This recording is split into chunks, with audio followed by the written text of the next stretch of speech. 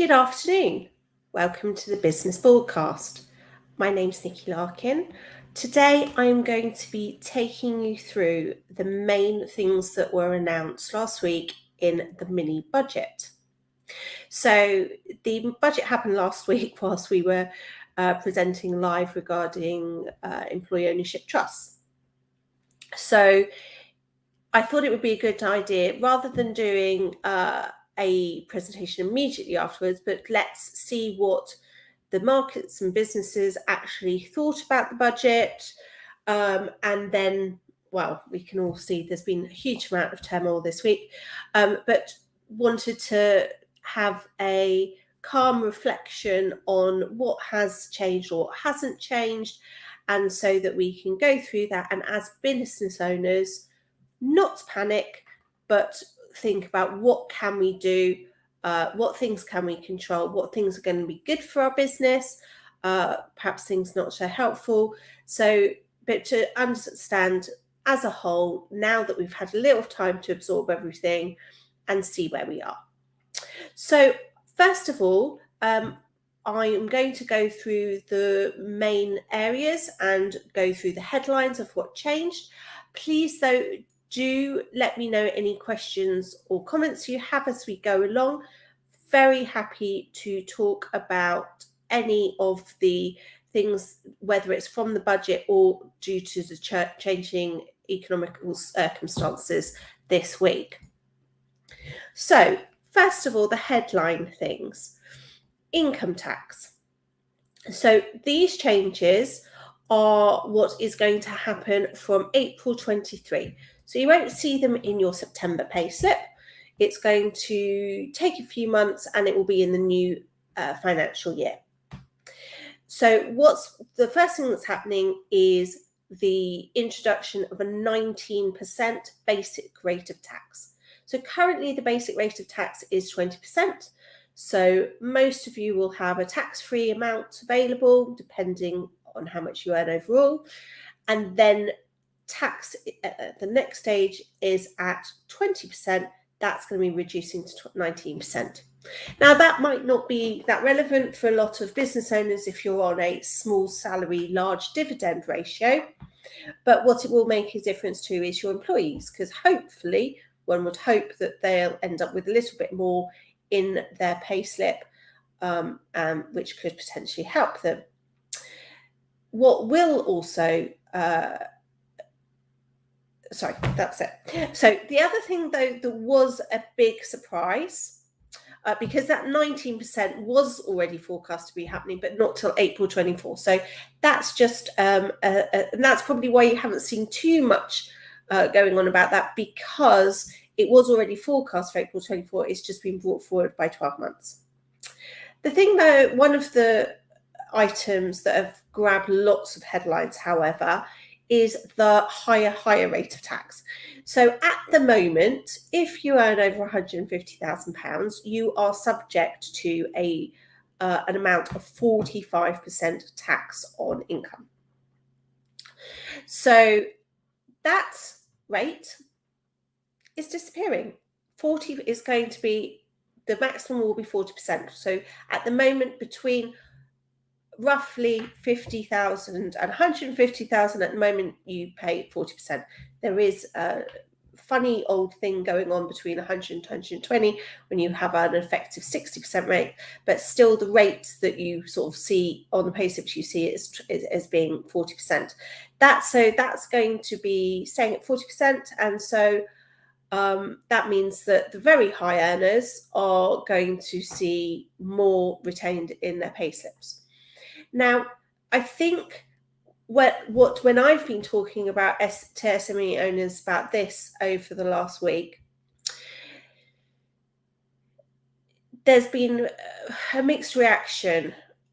So in principle, of course, most business owners want lower rates of tax. Absolutely. The thing is about the timing. The also is the thing of the application. We talk to hundreds of business owners. A lot of business owners do not earn over £150,000. So many SME business owners try to tax themselves quite efficiently, and they will take what they need to, whether it's 50k, 100k. Yes, some may take 200 or 300, but the predominant amount of SME business owners do not take over 150k. So what this is actually helping more of is the very high earners in a lot of corporates. So, however, in the overall picture of things, it's still a very small percentage of people. And they do pay a lot of tax. So, I in personally, this isn't part of politically, I don't have an issue with a lower tax. My problem is the timing of it. When you've got cost of living, you've got people that are really worried about their energy bills or rising prices of food, etc. It just doesn't at the moment sit well with a lot of business owners of why that's happening for that top rate at the moment. But by the by, that's what it is, and that's what I know. The next thing, though, that happened, which was like such a big U-turn, because we've only just got used to our national insurance increase of 1.25%. Just got used to it. It's only just been happening for a few months, and it's before blink and it's gone again. So from November, that 1.25% increase on national insurance will have gone.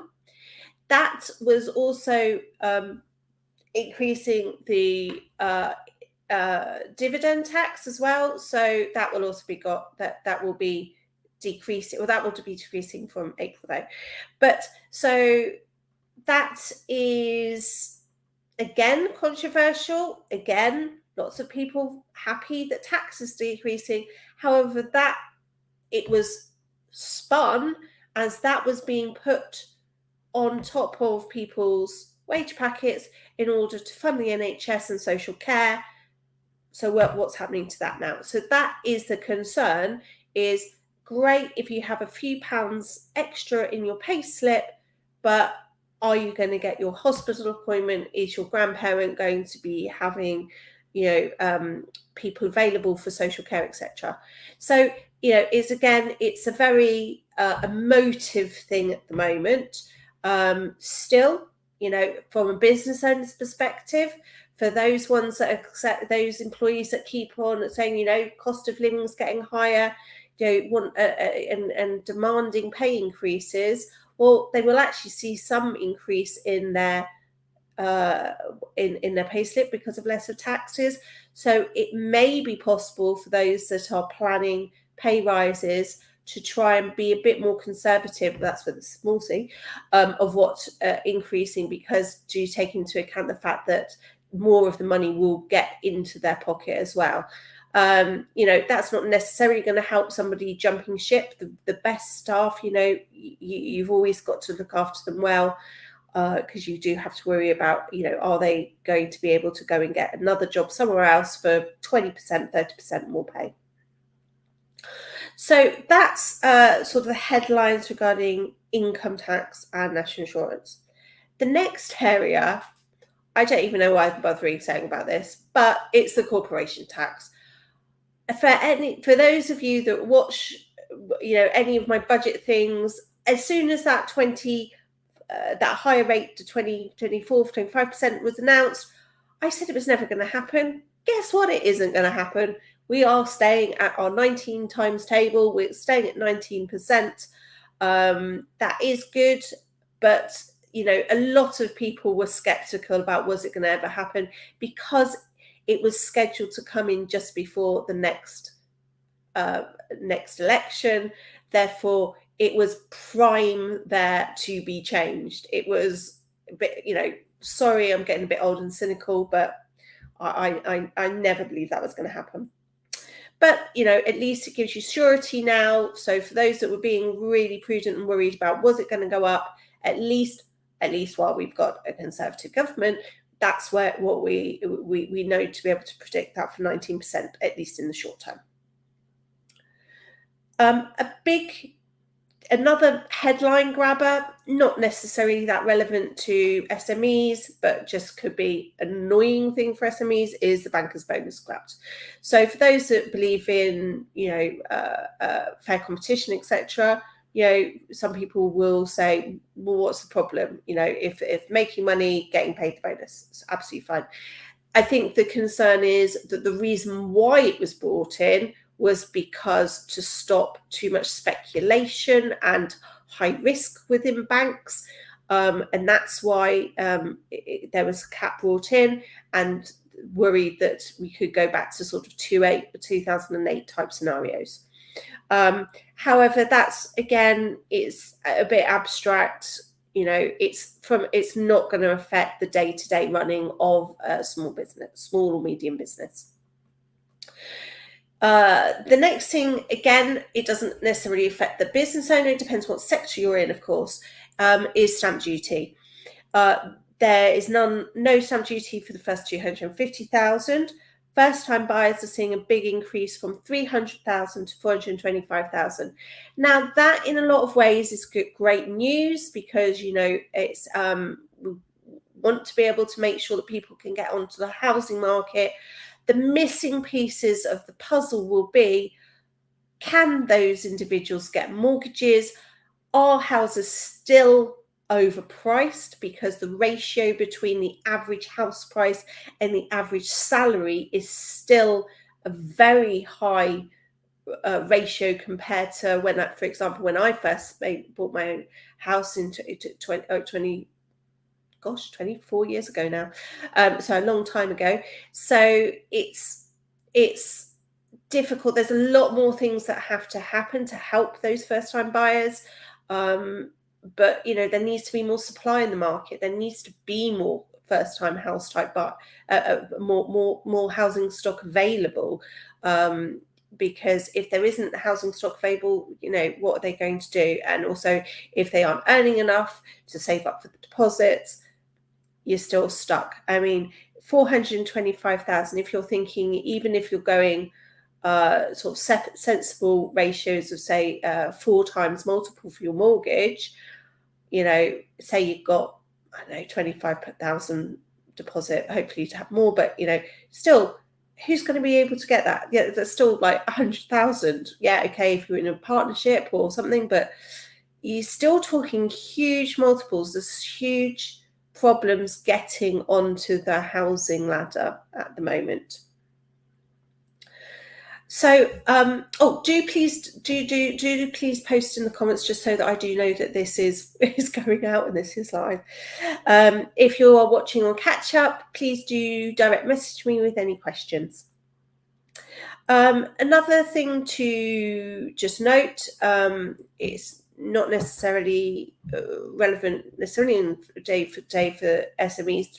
There are certain sectors may be affected, but benefits, just general to make you aware, benefits are due not to increase until April. So what's happened so far? I've got a few other things to go through as well that happened, but I just want to talk a little bit about the interest rates. So interest rates, you've seen several increases already, currently at 2.25. There's lots of forecasts of that the rates could be going up to 6%. There's a lot of uncertainty in the market, hence why a lot of mortgage products have been hopefully temporarily withdrawn. Don't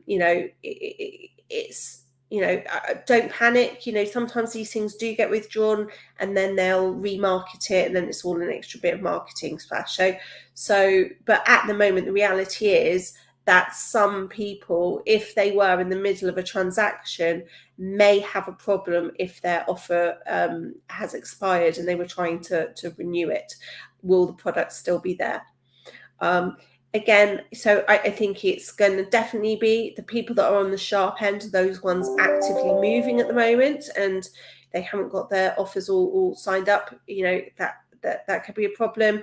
But, again, as always, don't panic. Talk to your mortgage brokers, see what offers out there. It may be that you've got to wait another 3 months or something in your housing sale to wait for the markets to calm down to sort it out. If you, I'm not an IFA, so please do talk to your mortgage broker about the best time. But again, do try to forward plan when, if you're on a fixed rate mortgage, when is the next time that you need to renew, and think about that carefully. I do know of some people that weren't due to renew for another 6 months or so, but have done it a lot earlier to ensure that their next fixed rate, they've got that surety for 5 or 10 years, so that they know where they are. Because planning and certainty is really important for your personal finances as well as your business finances. I think there's a few comments. Okay, super. Yeah, all comments, everyone's listening and can hear. Brilliant. Great. Not wittering onto myself. Okay. So one bit of I think is really good news, but I have not seen it hardly anywhere, only in some niche things that I look at. But one good bit of good news for businesses that are in the early stages, so in the first 3 years, is that SEIS has increased now. So it's gone up from 150,000 to 250,000, which is that's per the individual investor. So if you are one of these people that have got huge amounts of income, it's a really good idea, if you have money available to invest and accepting of the relevant risk, usual issues. You can put money into a new business if it's registered for SEIS investment, so that you could put, say, £10,000 in. Provided you've paid more than £5,000 of tax, you will get a £5,000 refund, because you get 50% tax relief on that investment, and that's day one. So that's income tax relief. There's also some capital gains. I'm not going to go into all the detail on that, but it's really good tax relief available, and it's a really good vehicle. So we do have, with some of our high net worth clients, they do regular as clockwork use all of their £150,000 allowance for their SEIS, and now they're going to be able to use £250,000. So it's a huge amount of tax relief you can get from that. And from the business perspective, it's really good, because it's hopefully open up even more availability on having that investment. So it's not borrowing, it's investing, because it's share capital, and it's increased it from being able to do SEIS not just in 2 years now, but it's 3 years. So that's really, really good. Another thing for business perspective to be aware is they have committed to do more capital investment in infrastructure, so roads, rails, etc. And energy. Now that's relevant, of course, if you are in those particular sectors and have got any connections with them. That could be good. I mean, I was talking to another client, and they were really worried because they do a lot of work with new builds, and it's a really difficult one, because yes, it's good for new builds, the stamp duty. These are housing associations, some of them are housing associations, so hopefully, they're being rented, so it's a bit different. But we're going to have to see. We're going to have to be patient and wait and see over the next 2 months, because yes, you get the stamp duty saving, but are you going to be able to get a mortgage? So, there's also been the promise that a lot of red tape's going to be reduced from the new builds. So we're going to have to see what is actually going to happen. Are the builders going to have confidence and they're going to carry on with building those new builds? And are they potentially going to be accelerating them? We're just going to have to wait and see. Those aren't things that you're going to see overnight. Those are things we're going to have to wait and see what happens to the builders, and see in the construction sector. I think, for those of you around in the 2008 recession, that was one of the main areas: construction, retail, hospitality. those are often sectors that you see first, how they're affected. We need to see how they're going to respond. One bit of good news this morning was we're technically not in a recession. We're at 0.2% growth. I've been basically doing all my planning as if we are in a recession. Technically, we're not, but come on, it's a rounding difference at the moment. So, it's always best to be cautious, but what's important to do is not panic. Worry about the things that you can control. So what can you control? So for those of you that feel like you're only just recovering from the pandemic, some people will still argue the pandemic's going on, but from the perspective of the economy, the effects of the pandemic. One thing to note, if you do have any leftover HMRC debt from that time, make sure you get a time to pay arrangement set up. Now, I was talking to a business advisor and insolvency practitioner chap earlier in the week, because luckily, actually, touch wood, a lot of our clients are all doing really well, thank goodness. But they were surprised that they hadn't seen many insolvencies go through, as in HMRC pushing them through into insolvency. However, that's all changed. Now you've got a new government with Liz Truss at the top. That's changed. Allegedly, because as I said, this is not from my horse's mouth. This is an advisor of an advisor.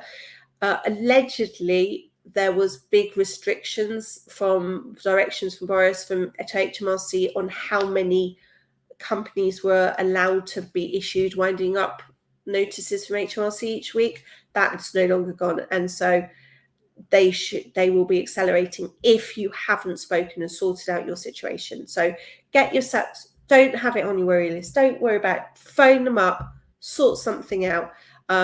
They will, depending on the size, small amounts, super easy.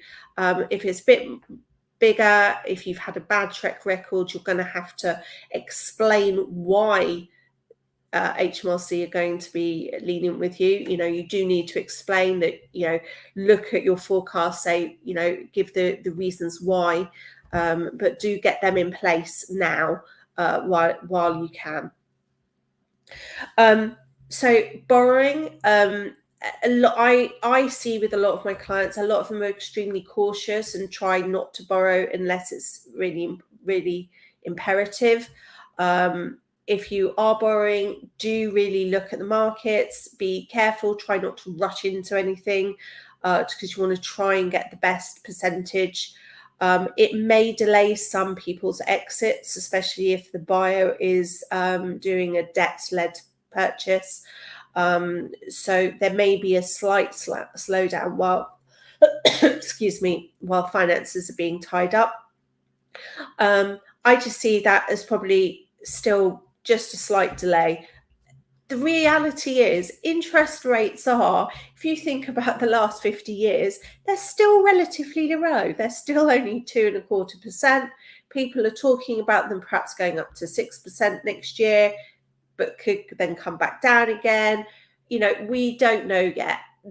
At the moment, nobody is talking about double-digit interest rates. It's not back to the, those of you who did have mortgages in the late 80s. I remember, was it Black Tuesday? I had, my parents I know had their first mortgage, and it was absolutely horrendous, going up to sort of 18% and whatever else. So, we're not talking about that, but I think at the moment it's the mixture of, a sudden rise in rates. So if you've got used to and you've been budgeting for lower percentages, and especially if you're in a low margin business, that is perhaps only getting 5 to 10% net profit, and you're having to borrow a lot of your working capital, and that's suddenly going up, that could really kill your net profit. not only that, with the energy rates as well, we're seeing with some lower net profit businesses, those energy rates are really really impacting and making some serious decisions on some businesses about whether to carry on or not. One tip on the energy things: the price is due to go up tomorrow. So whether it's your home or your offices or your garages or your warehouses, whatever, please do go and read your meter today and get it registered. I wouldn't be surprised if a lot of the websites crash today or you can't get through on the phone. So take a photo in case you have to register it next week and say, no, actually, I did take a reading on the 30th of September. Because what you don't want to do is, with the rates going up next week, you don't want to be paying for, if we've got an underestimate on your bill, you don't want to be paying at the underestimate at the lower rate when you're going up. So please do be careful on that. So yeah, energy prices, you've got to be careful. Inflation, that's really high at the moment. But still, the key message with all the things is not to panic. Look at the fundamentals of your business. See what things you can control. Don't do any sudden reactions. And do please talk to your advisors, your business advisors, your business consultants, your accountants for any help. The key thing is planning. Anyone that's on this, they always know that my feeling, if you fail to plan, plans fail. You need to plan this out. So if, with all these increases, be super careful. Don't get carried away with pay rises, because you're going to have to carry on them for some by some of our clients, they're doing like one-off bonuses and stuff instead. That helps the employees, that it keeps them going. But they haven't got that increased ongoing salary bill. So, do think about that. There's a lot of fluctuation. You've got to be careful. So be cautious, but be cautious, confident, and plan. If there's any questions, please do not hesitate to ask. It's a lot to absorb, so please do contact me offline if you want to talk about something a bit more confidentially. But that wasn't a small fiscal event. That was a proper budget. There was major changes there that are affecting businesses. So and it's going to be interesting to see what the Office of Budget Responsibility do with the forecasts that they have now been commissioned to do. But very if you can be dispassionate about it, it's interesting times economically and business-wise. Let's learn from the past and be careful about what we do. Anyway, thank you very much for listening today. I need to let you know who we've got for next week. Next week, we have got as our guest, yes, we've got our lovely guest, Robin. He is going to be talking about applying the Pareto analysis to your business. So that is the 80-20 rule. Really interesting. Those of you into statistics will love this stuff. Hence why I get a bit excited. So I'm a bit of a maths nerd. But anyway, it's really interesting stuff that he will be going through. There's lots of applications of the 80-20 rule that you can do to your business. And that could be really useful for your planning for next year, for next year and for next month even. So please do join us same time next week, and I will back to being the host and just asking the questions and not answering them.